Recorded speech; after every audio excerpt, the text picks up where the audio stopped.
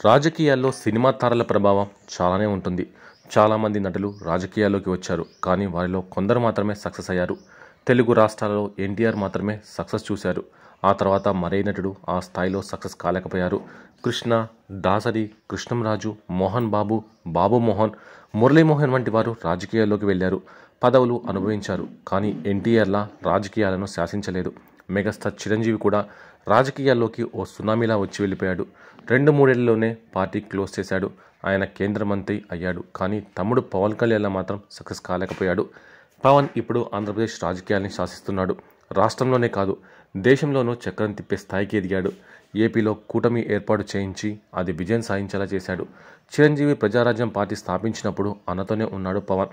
ఎన్నికల ప్రచారంలో పాల్గొన్నాడు. ఓ సునామీలా ప్రచారం నిర్వహించాడు. ఆ తర్వాత పరిణామాలు పవన్ కళ్యాణ్కి అనుభవాన్ని తెచ్చిపెట్టాయి. రాజకీయాలపై కొంత అవగాహన వచ్చింది. అనంతరం తాను రాజకీయాల్లోకి వచ్చాడు. అన్న చేసిన తప్పు చేయకూడదని తాను పాలిటిక్స్లోకి ఎంట్రీ ఇచ్చాడు. 2014 మార్చి 14న పవన్ జనసేన పార్టీని స్థాపించాడు. ఆ కొద్ది రోజుల్లోనే ఉమ్మడి ఆంధ్రప్రదేశ్ విడిపోయింది. తెలంగాణ రాష్ట్రం ఏర్పడింది. దీంతో పవన్ ఆ ఎన్నికల్లో పోటీ చేయలేదు. కేవలం టీడీపీ, బీజేపీ కూటమికి సపోర్ట్ చేశాడు. ఆ టైంలోనే కూటమి విజయం సాధించింది. ఇక కొన్నాళ్ళ తర్వాత పవన్ ప్రత్యక్ష రాజకీయాల్లోకి వెళ్ళాడు. టీడీపీతో తెగతెంపులు చేసుకొని ప్రభుత్వానికి వ్యతిరేకంగా పోరాటాలు చేశారు. అటు సినిమాలు చేస్తూనే రాజకీయాలకు టైం ఇచ్చాడు. జనం మధ్యలోకి వెళ్ళి వారి సమస్యలు తెలుసుకునే ప్రయత్నం చేశాడు. అదే సమయంలో ప్రభుత్వాన్ని విమర్శించాడు. వ్యతిరేకంగా పోరాటాలకు సిద్ధమయ్యాడు.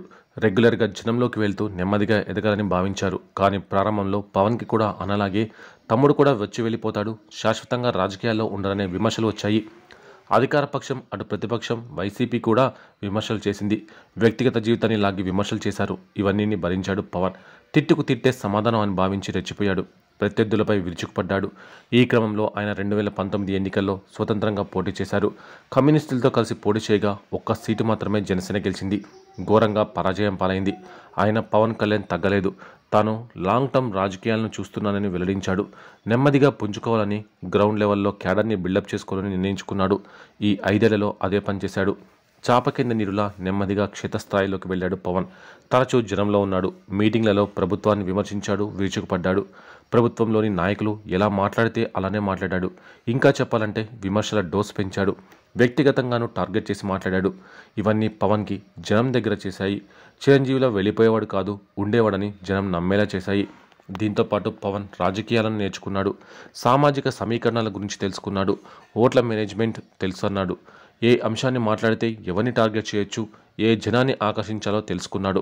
తమ అతిపెద్ద సామాజిక వర్గమైన కాపుని తన వైపుకు తిప్పుకునే ప్రయత్నం చేశాడు. ఆ విషయంలో చాలా సక్సెస్ అయ్యాడు. తాను రాజకీయాల్లోనే ఉంటానని, వారికి అండగా ఉంటానని నమ్మకం కలిగేలా చేశాడు. దీంతో ఆ వర్గం పవన్ వైపు మళ్ళింది. వైసీపీ వైపు ఉన్న వాళ్ళంతా పవన్ వైపు టర్న్ తీసుకున్నారు. మరోవైపు యూత్ని టార్గెట్ చేస్తూ వెళ్ళాడు పవన్. వారిని బాగా రెచ్చగొట్టాడు. పైసలకు అమ్ముడుపోయే వారు కాదు యువత అంటే అంటూ వారిలో చైతన్యాన్ని తీసుకొచ్చాడు. తన వైపు ఆకర్షింపచేసుకున్నాడు. పవర్ఫుల్ స్పీచ్లతో యువతని బాగా ఆకర్షించాడు. ఇవన్నీ పవన్కి 2024 ఎన్నికల్లో పనిచేశాయి. మరోవైపు ఈ ఎన్నికల్లో ఒంటరిగా వెళ్తే ప్రభుత్వ వ్యతిరేక ఓట్లు చీల్తాయని భావించిన పవన్ రాజకీయ వ్యూహాన్ని ప్రదర్శించాడు. టీడీపీ, బీజేపీలతో పొత్తు సెట్ చేశాడు. తనే ముందుండి ఈ ప్రక్రియను నడిపించాడు. అన్నీ తానే వ్యవహరించాడు. 3 పార్టీలు కలిసి పనిచేసేలా ప్లాన్ చేసి ఎన్నికల్లోకి వెళ్ళాడు. తమ కార్యకర్తల్లోనూ ఆ ధైర్యాన్ని, నమ్మకాన్ని, భరోసాని ఇచ్చాడు పవన్. ఎన్నికల ముందు నుంచి యాక్టివ్గా ఉన్నాడు. ఎన్నికల్లోనూ అగ్రెసివ్గా ప్రచారం నిర్వహించాడు. మాటకు తూటా పేలుస్తూ ముందుకు వెళ్ళాడు. అత్యంత పవర్ఫుల్ స్పీచెస్తో ప్రత్యర్థులను చెడుగుడాడుకున్నాడు పవన్ కళ్యాణ్. ఆయన స్పీచ్లు బాగా హైలైట్ అయ్యాయి. జనాన్ని, యువతని బాగా ఆకర్షించాయని అవన్నీ ఓట్లుగా మారాయి. దీనికి తోడు ఆంధ్రప్రదేశ్లో ప్రభుత్వంపై బాగా వ్యతిరేకత పెరిగింది. ఉపాధి కల్పించే విషయంలో, రాష్ట్ర అభివృద్ధి, రోడ్ల విషయంలో విఫలమయ్యాడు జగన్. లిక్కర్ మాఫియా, ఇసుక మాఫియా, భూ హక్కు చట్టాల మార్పులు ప్రభుత్వంపై వ్యతిరేకత పెంచాయి.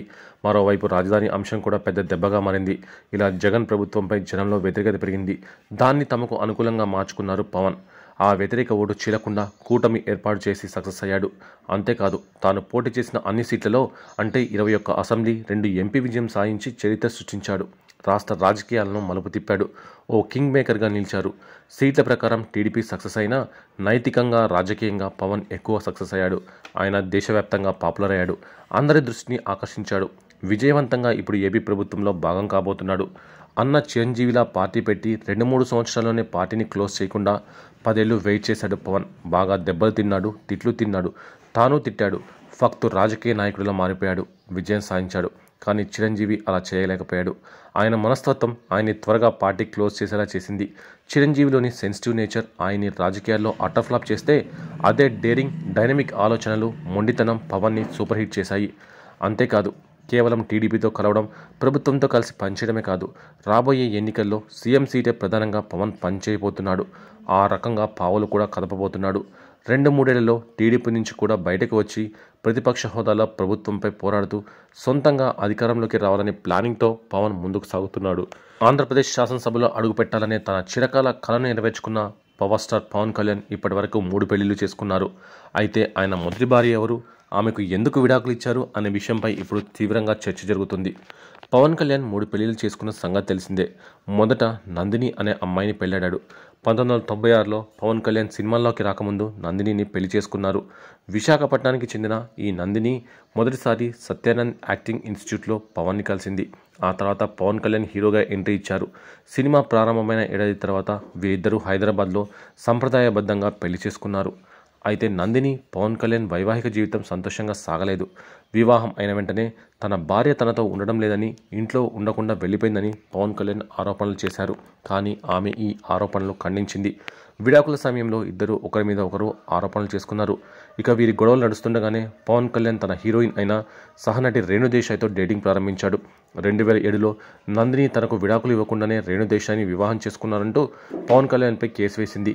అయితే రేణుకు పెళ్లి కాలేదని, లివ్ ఇన్ రిలేషన్షిప్లో ఉందని పవన్ తరపు లాయర్లు వాదించారు.